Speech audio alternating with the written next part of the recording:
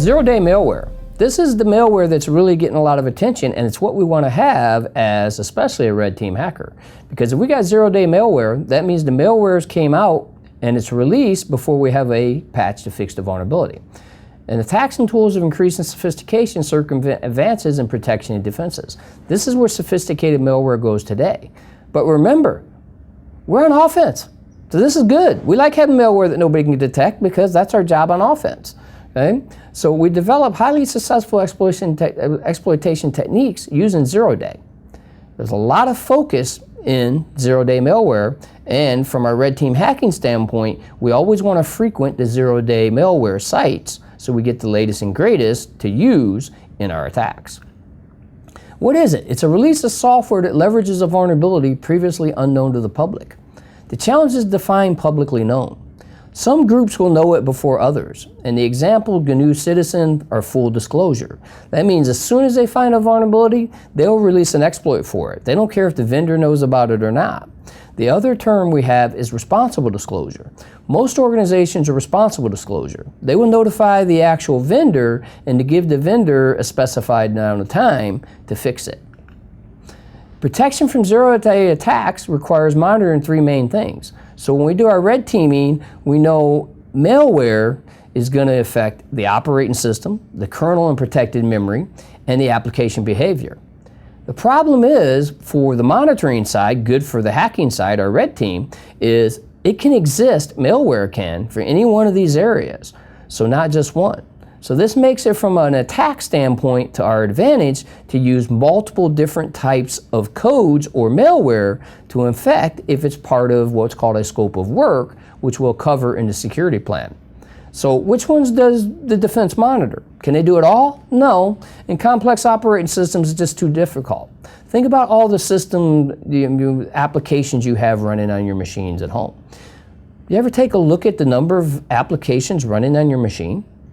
Think now from a defense standpoint that we got to monitor every one of those applications.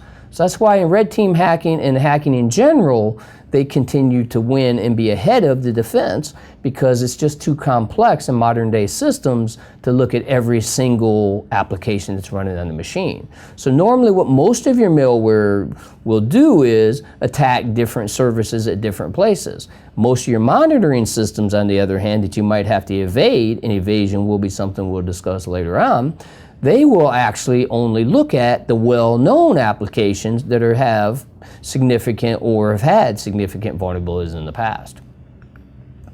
So we talked a little bit about what's a vulnerability scanner mean to a red teamer. Well, unfortunately, vulnerability scanners are limited. Vulnerability scanners are not set up to detect zero-day malware. Vulnerability scanners usually have a database, like your antivirus database, that's based on a signature. So if it has a signature, then it can detect what it's looking for. If it doesn't have a signature, it has a difficult time detecting it. So that's one limitation. Another limitation is a vulnerability scanner doesn't go through a filter.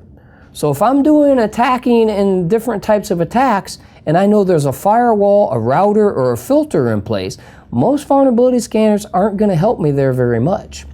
Okay? They only know what the tool knows. Configuration management, you have to update the scanner and keep it up to date, which means if a system comes out and a vulnerability comes out, I got to update the scanner so I know about the vulnerability. If I don't, I will miss that vulnerability in the vulnerability scan. And they test the readiness and they perform a simulated attack. There are some good utility that a vulnerability scanner has, but there are highly specific vulnerabilities. Usually zero-day and new exploits are not part of vulnerability assessment tools. And another thing, a vulnerability scanner works best with credentials. If you give it credentials, then it can read what's actually configured on the host or the client machine because it can read the directory structure and look for the versions of software. And that's one other limitation of a vulnerability scanner. It's only going to look for the software in the known or default location. So as an attacker, we're always going to know that the administrator or whoever installed software on that system installed it to the default location. In many cases, the answer is no, and if it's not in the default location, the vulnerability scanner will not find it. We have to tell the vulnerability scanner where to look. And in defense of the vulnerability scanner developers, this is because of the size of our systems. Think about it. How many folders and files do you have on your systems today? This is the problem with vulnerability scanners. It would have to search through your system continuously and look for every folder and file to find the one that it needs to read a signature for to find out if it's a vulnerable version. And that's just infeasible in most cases. So what is red team hacking? Our sole objective is exploitation. All we want to do as red team hackers is break in. We used to run a red team and we had in 6 years 100% success rate. And the reason we had a success rate is because we always were allowed to break in. Sometimes you'd have to go on site, you'd have to invite yourself on site, say you needed to come on site for a meeting, get physical access to a machine. Sometimes we'd have to do that to break in. By all means, that's a really good defended environment if I have to have physical access to break in. But again, as a red teamer, that's all we're trying to do is exploitation. We want to break into the environment. The main thing about a red team hacking, there's no announcement. There's usually maybe one person who hires you for the client that knows what you're doing. Everybody else has no clue that a red team is actually targeting them. Completely offensive. We use this as part of war games, and a war game being cyber attack. Can we cyber attack you, break in, without you knowing it, without your knowledge?